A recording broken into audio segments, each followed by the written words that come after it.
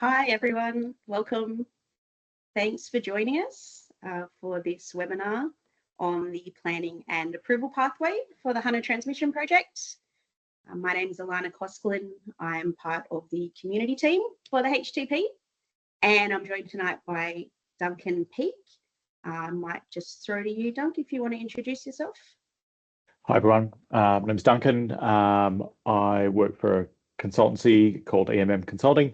Our role on the project is the environmental impact statement, and my role within that is leading the EIS, as well as being the registered environmental assessment practitioner for the project.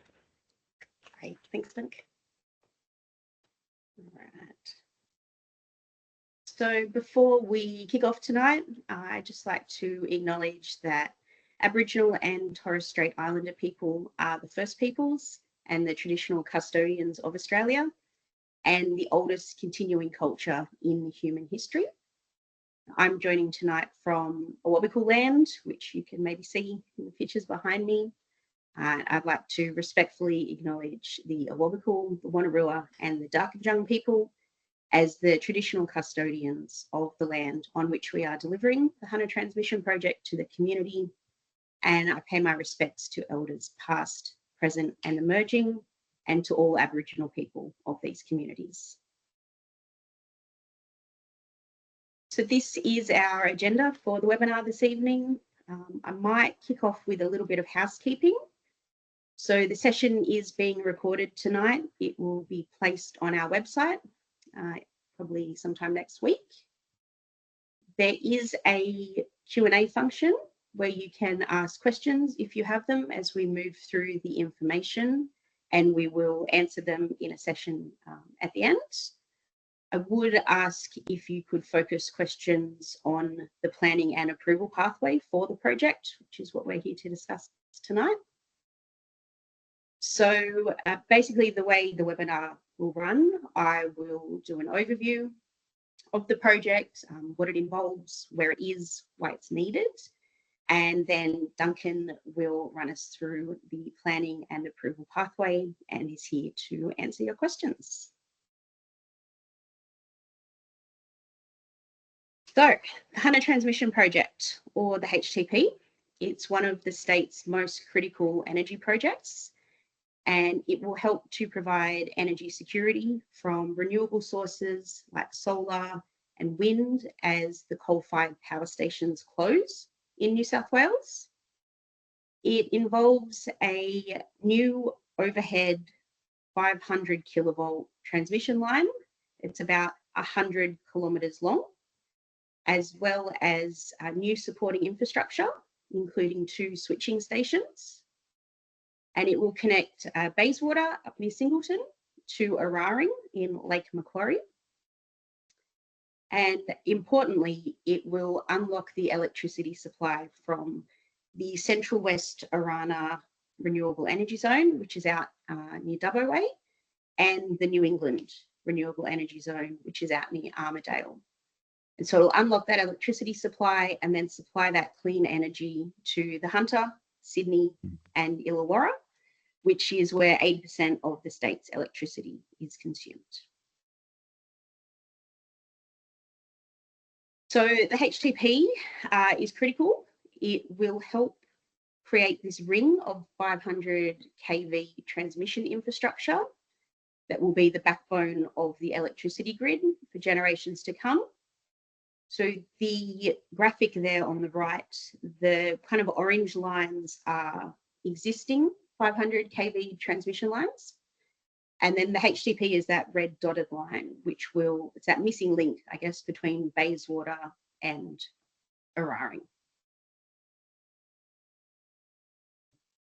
So this is the corridor for the project. Like I said, it's over 100 kilometres long. So we kind of break it up into 3 zones when we talk about it, which is HTP North, Central and South. So North runs from Bayswater to Broke. It's mostly on power station, mining, industrial and Department of Defence land. And then Central includes the Pecolbin and Corrobear State Forests. And in the south, it runs from Olney State Forest to Eraring. And in the south as well, there is a proposed switching station that would be built on the site of an old commercial timber plantation. And then from there, the HTP will join up with the existing 500 kV line that goes to Eraring. So just the map here shows the different iterations of the corridor that we have presented to the community. I guess that light blue colour was the first one in late 2023. It's a little bit hard to see, but you can kind of see it up the north near Bayswater more easily. And then the pink colour, we revised it and went out with that in May 2024. And then the orange is from December last year. So we've been using community feedback, consultation with groups and government agencies and technical studies to revise that corridor. And the orange one is the current one that we are with. I think that's a pretty brief overview of the project.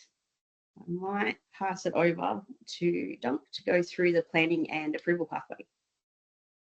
Thanks, Alana. Thanks, everyone, for your time this evening.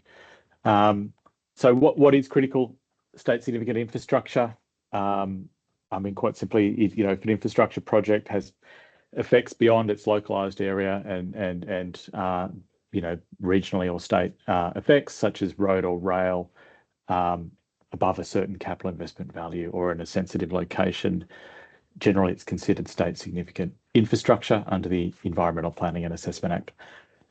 The Minister for Planning can then decide that an SSI project is also critical state significant infrastructure if the Minister decides that it's essential for, as you can see there, economic, environmental or social reasons.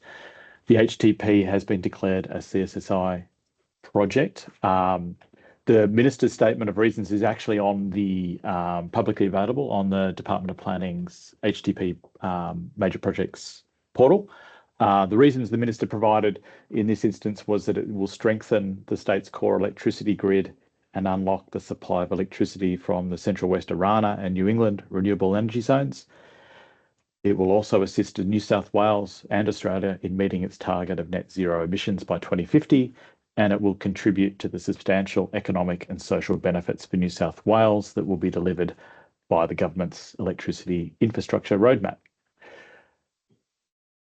The CSSI process, it's also important to note, it's a very rigorous assessment process. There's a host of guidelines, legislation and requirements that the process requires of proponents, which we'll talk about a bit later.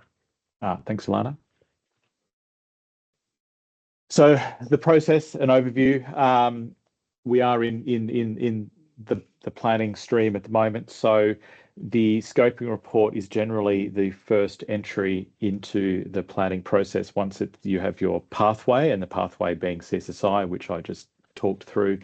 So the scoping report, I'll talk about each of these steps a bit later on. So I'll give a quick overview of this slide, then we'll move on.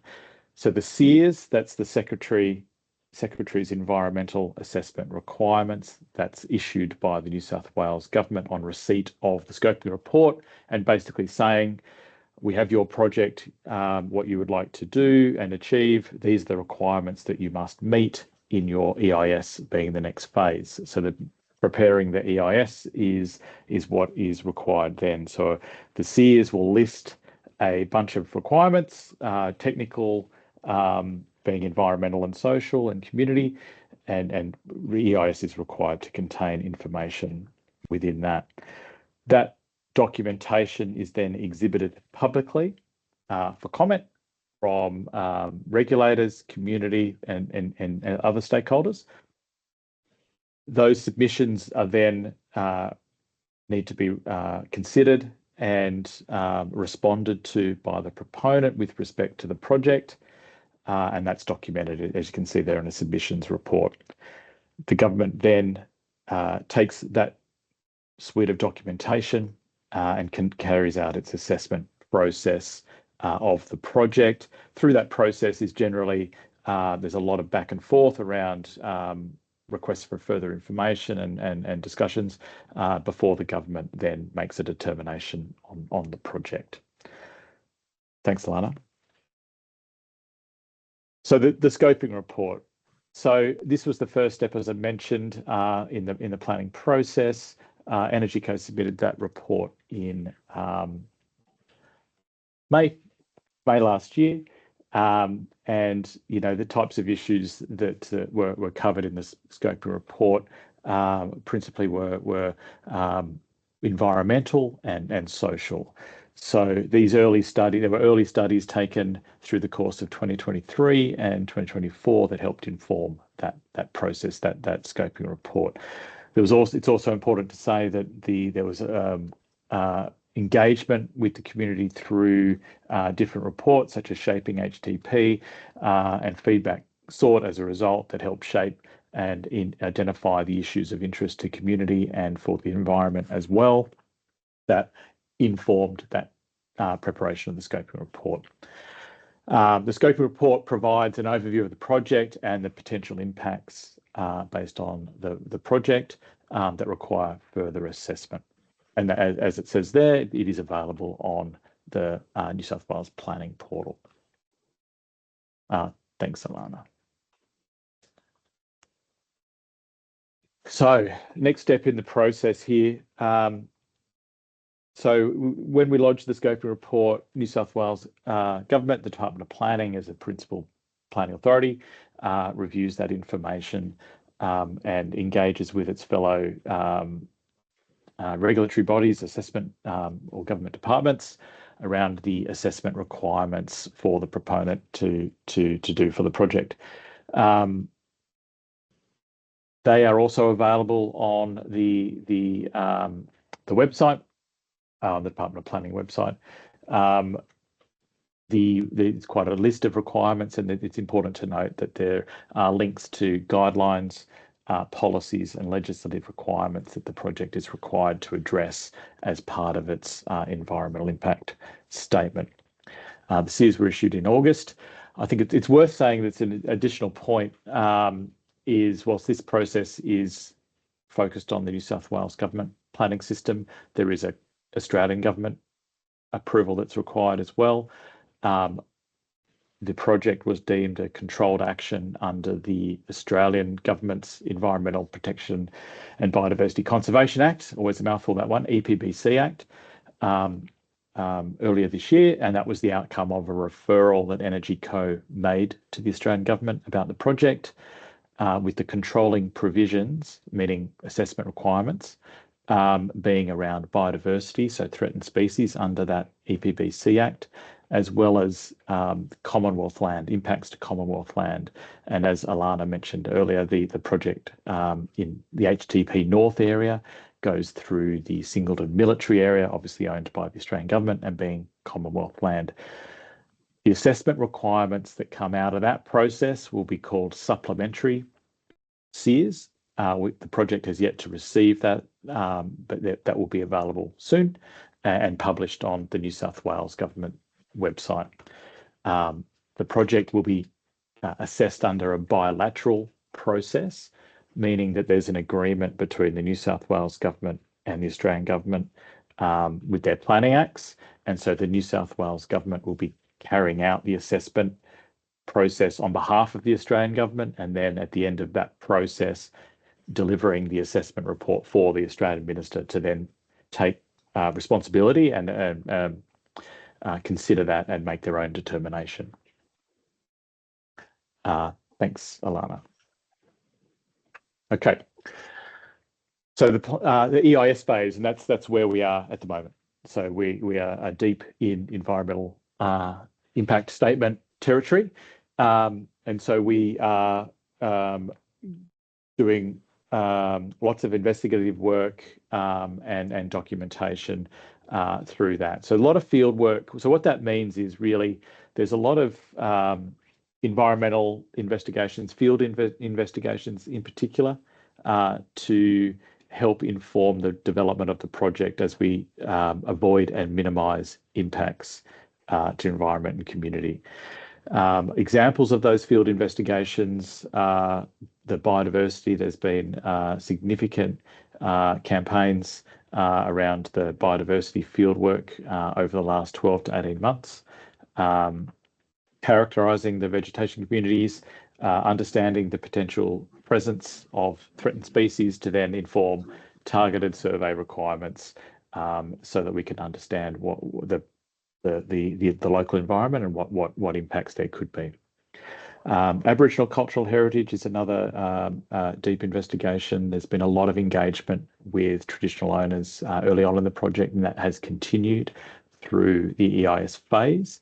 A lot of survey work with the registered Aboriginal parties, and that work is continuing as well.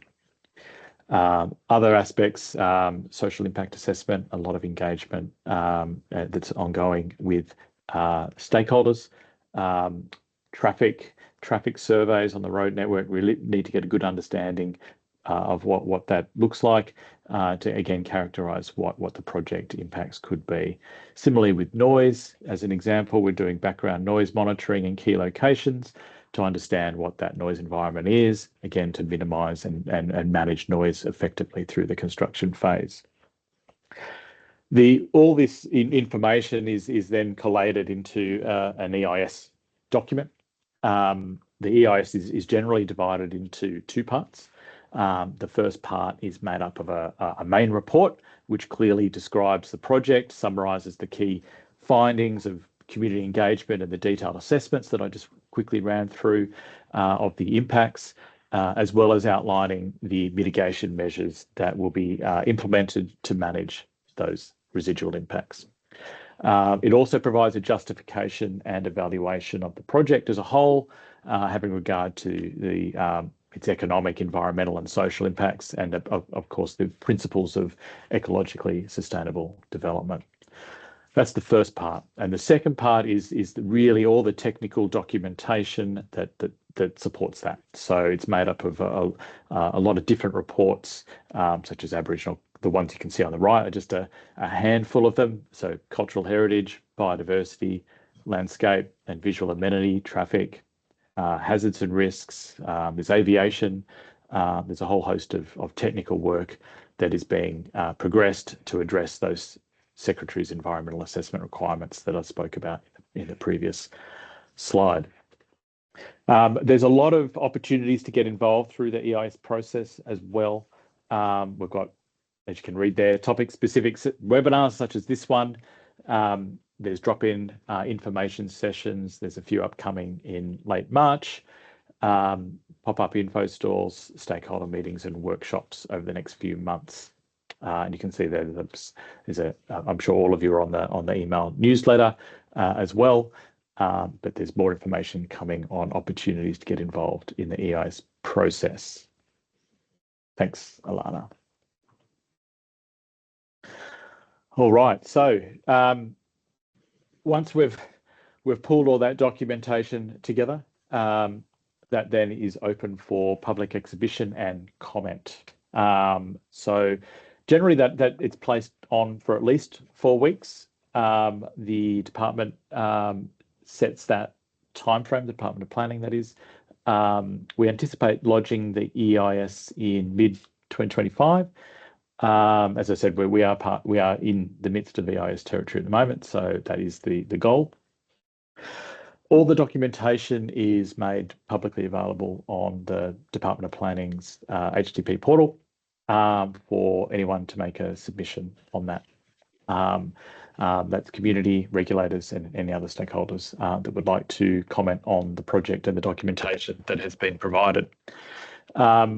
As it says there, EnergyCo will host some engagement activities during that exhibition time to help make informed submissions, hear issues and comments, as well as making the technical staff available so you can talk to them directly around what your comments are and concerns might be. Thanks, Alana. And so the next step in our process there is collating all that information in the submissions process. So the submissions again, made by all stakeholders, community regulators or other, are made public available as well on the Department of Planning's website, and they are provided to EnergyCo.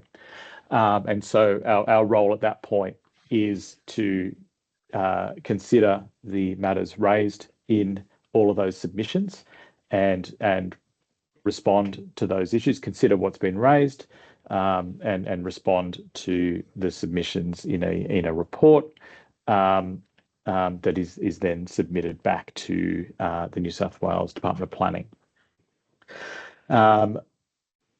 That is then used along with the EIS, as I said in the overview slide, by the government in their final assessment and determination of the project.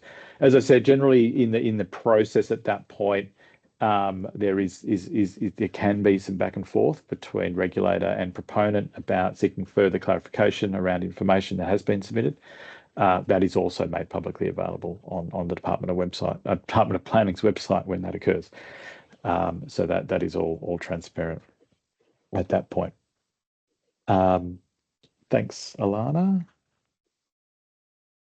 Okay, so so getting to the pointy end. So what this looks like is this process is seeking to achieve is the primary approvals there that you listed on the screen. So the two primary approvals being under the New South Wales Planning Act, which is the Environmental Planning Assessment Act, and under the Australian Government EPBC Act, requiring ministerial approval for both. And as I mentioned at this earlier in the discussion, it's a coordinated or integrated approach under the bilateral agreement that New South Wales takes lead on or point on, but they make separate decisions. Usually, the New South Wales government will make a decision first, and then the Commonwealth follows after. I think it's 30 to 40 business days after. There's a legislative process in there, but that gives you a taste of the timing that's involved in that process. And of course, as part of any determination, there are strict conditions of approval that are attached to that the proponent, EnergyCo, will be required to carry out in the construction and operation of the project, should it be approved. Thanks. Okay, so should the project be approved, what happens next? Okay, well, as I just mentioned, EnergyCo, being the proponent, is accountable, responsible for ensuring that the project complies with those conditions of approval, both from a New South Wales government perspective in terms of the state approval and the Australian government perspective being the federal approval. And it's worth making the point that there are two separate approvals. There'll be two documents. A network operator will be appointed, and as you can see there, Transgrid is currently has been announced as the preferred network operator. It's quite recent. How it will be constructed, there's a tendering process that's being carried out at this point in time. Two main contractors to manage that process around the transmission line and the switching stations and substations. And the network operator, once appointed, will deliver, operate, and maintain HTP. Thanks, Alana. Okay, so let's put this into a bit of context around timelines. So we've sort of gone from 2022 there around the declaration, the first steps through the planning process around CSSI, or critical state significant infrastructure, moving through to what does the project look like in meeting the objectives, in meeting what the energy grid needs. Preliminary corridor through 2023, 2024 is when we get out in the field and talking to community and investigating investigating aspects. Where we sit at the moment in 2025, I was almost going to say 2024, we are in 2025, aren't we? Is around the EIS and deep in EIS territory and working through the assessment process with all the work streams involved. As I said, we hope to plan to lodge the EIS mid-year this year for public exhibition, where submissions, the opportunity to make submissions is there. Again, along the way, there are community drop-ins and briefing sessions where there's opportunities to get involved and also talk directly to technical specialists that have been involved in the assessment process. 2026, what does next year look like? Look, submissions, report, and then government assessment process and determination. And then should it be approved, then the construction process commences thereafter. And the detailed design is also part of that tendering process. So what that means is actually worth spending a little bit of time on that. So the detailed design and construction process will be carried out by those contractors. What that means is there's further opportunity within the approved project to further refine the design, which means avoid and minimize impacts. And so that will be done within the parameters of the planning approvals. And so that is something that EnergyCo and the network operator will be looking to do. I think that's mindful of time too, Alana, just to allow some Q&A. So I'll probably pause there on that process. I might shut my door. I don't know if anyone can hear the vacuum cleaner going, but sorry. I locked my dog away for that exact reason. So that does bring us to the Q&A session. When people were registering, they did have the opportunity to ask a question if they wished to. We did receive one question, which, Dunk, I might get you to address just with that lens of the planning and approval pathway, which is what, if any, nature restoration is planned as part of the HTP? Yeah, okay, cool, thanks. So what that looks like to me is the biodiversity assessment that's being carried out for the project characterizes the I guess the ecological environment through its investigations and informs the design through avoidance and minimization of sensitive vegetation and habitat. As part of the residual impact assessment, working through what management measures such as restoration activities or rehabilitation activities are part of that. And so and as part of that discussion, it's about what are the outcomes we're seeking to achieve with that. And so those aspects are part of the biodiversity assessment that we are currently in the middle of in terms of the EIS investigations. So that will be documented around what rehabilitation and restoration forms part of the project through the construction and operation. The maintenance activities as well is important and part of that. So that'll be part of the EIS and through, I guess, the submissions process, maybe further refinements might be made around that. But I guess in a planning context, that's how that is considered, if I've interpreted that question correctly.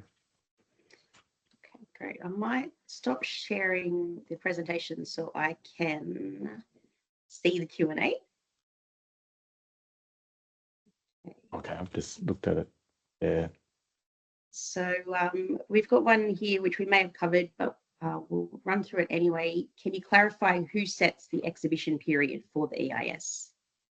The Department of Planning does. So it must be for at least 4 weeks, and that's in the legislation. But ultimately the department can do more than 4 weeks. It can be. There's been one projects where it's 6 weeks, 8 weeks, but it's set by the Department of Planning. Great, and we've got another one. Does the EIS submission rely on a completed biodiversity offset strategy to be finalised? The EIS has will have a biodiversity offset strategy in there. Biodiversity offset strategy will document what biodiversity credits. I don't know if I don't want to get too technically, but I guess what the requirement, maybe I'll talk about it that way, what the requirements of the project are for offsetting. So it will have that. There is a bit to go in that space about how they will be delivered in terms of offsets. So the EIS will contain that, and we'll have a roadmap about what it is proposed for those offsets. And unless I'm missing anything, I can't see any more questions in the Q&A. I might just give it a second in case people are madly typing away.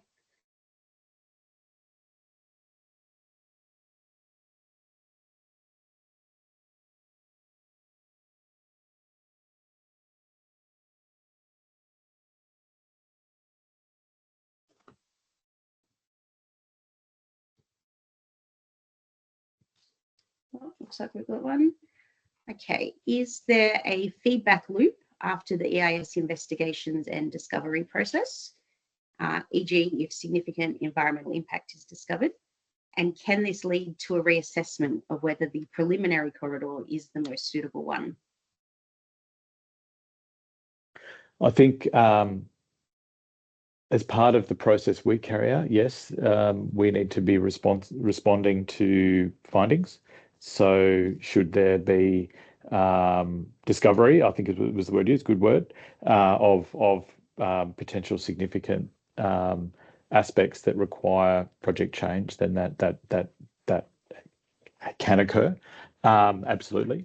Because ultimately the project needs to be approvable. So that is the responsibility of submitting an EIS, is something that you believe is approvable based on the balance of benefits and impacts. So yes, that feedback loop through the investigation process always exists. Yeah. Okay, I've got another one here. How long does it take to get state and Commonwealth approval? Well, it's a big question. There's no, I wouldn't be able to give you an answer on that in terms of, but my experience is it really depends on the complexity of the project in terms of environmental and social aspects, and what matters need to be worked through in depths of detail from a regulator and community perspective. So I wouldn't be able to give you a time frame on, for example, lodging a submissions report to when a minister might be able to give a decision. It'd be a big range. It'd be a big range. But what I would say is under the bilateral process, the sequencing is the New South Wales minister submits their determination first, and then the federal minister, the Australian government minister, has 30 or 40 days. I can't remember the exact. It's one of those business days to make their determination. All right, and maybe this is a good one, keeping on a theme. Once the project gets the state and Commonwealth approval, does construction start straight away? That's a good question. No. Generally, as part of or always as part of conditions of approval, there are secondary approvals that are required to do any work. What that looks like is there might be some water licenses are required. There might be some other permits that are required, but first and foremost, there'll be management plans that need to be prepared in a level of detail about how you are going to manage the impacts, how you're going to manage or various aspects of the project. And again, this will be quite well documented in the conditions of approval that are issued by the ministers about what they need to see before particular phases of work commence or particular activities. So that there is a period of time around that. And again, it depends on the sequencing of the project, what activities are first, what are the things that need to be carried out. So, but yes, there are secondary approvals and documentation that needs to be prepared and run through regulators before stuff can happen. Okay, and there's a question here about the short list of contractors for the substation and the transmission line, which I'm not sure if you are across on. No, right. Unfortunately, I'm not, sorry. We might take that one Yeah. on notice if that's okay, Yeah. Malcolm, and we'll get you some information. Okay. I can see there's a new question. Let's start with, will there be an amendment report for the project? Oh, good question. I don't know at this point. It really, the factors that usually go into that process or in that outcome are changes to the project. So that's what an amendment report is. It really is documenting what is changing through the project and an assessment of that change. That's usually done concurrently with the submissions report. So there may be, for example, a submission that highlights particular aspects that require, or EnergyCo might, or any proponent might say, well, we'll consider that and we might change something. And so that is documented in the amendment report, and that's submitted with an assessment alongside the submissions report at that phase of the planning process. It's too early to say. I don't have any info or knowledge of anything at this stage because we are in EIS mode. We are putting forward in the EIS what the project is. The amendment report comes later if there is to be one. Okay, and once a project is approved, who keeps the contractors accountable to comply with those conditions of approval? First and foremost, the issuer of those approvals. So for the state, the New South Wales Department of Planning, they have a large post-approvals team and within government that does that role. Similarly for the Australian government, they do that. There are also other aspects. So the EPA has a strong role in the environmental protection license that will be issued as well as part of the project. And who else will? The Biodiversity Conservation Division as well regarding any offsets and those other requirements. So there's a multitude of agencies that are involved in holding the proponent to account around compliance with conditions of approval. Okay, great. Haven't got any more questions at this point, but again, we might just give it a minute in case people are madly typing away.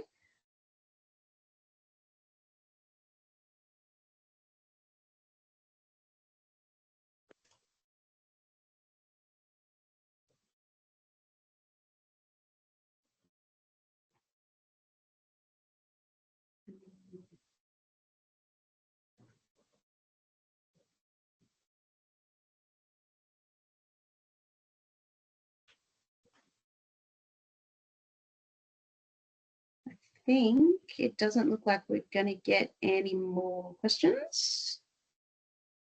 Let me double check. Oh, no, spoke too soon. How will my feedback from the public exhibition be included in the project? I think the content, yeah, there's the submissions report. The responsibility is on the or requirement, I should say more correctly, within the submissions report process is that the proponent requires to demonstrate consideration of feedback in submissions. That may or may not result in change to the project. But where nothing, or I guess where there is no change, then the submissions report will explain, the reasons. So the submissions report really does take on the themes and matters raised through the submissions from all stakeholders, regulator, community, or other, and considers the project and then responds accordingly in that process. So you will be able to see in the submissions report how matters have been considered in the project. Okay, great. Give it another minute or so in case there's more questions to come through.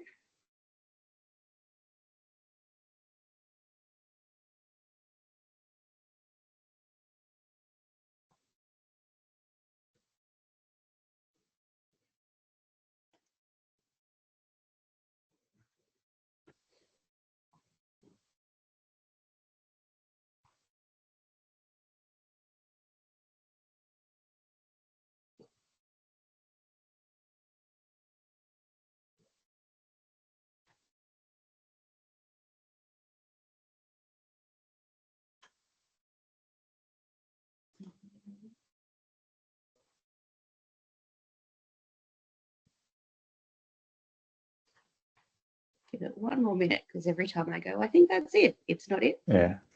No problem.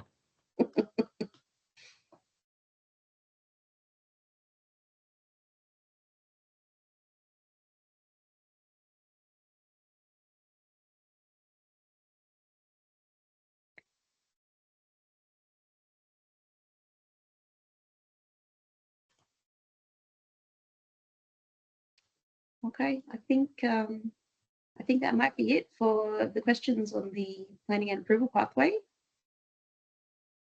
So thanks everyone for attending.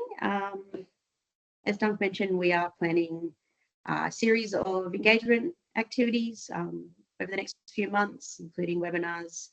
We do have community information drop-in sessions from the 24th to the 26th of March. All the details will be on our website. Love to see you there if you would like to come and chat to us and find out some more information. So thanks for joining us tonight. I hope it was helpful and enjoy your evening. Thanks.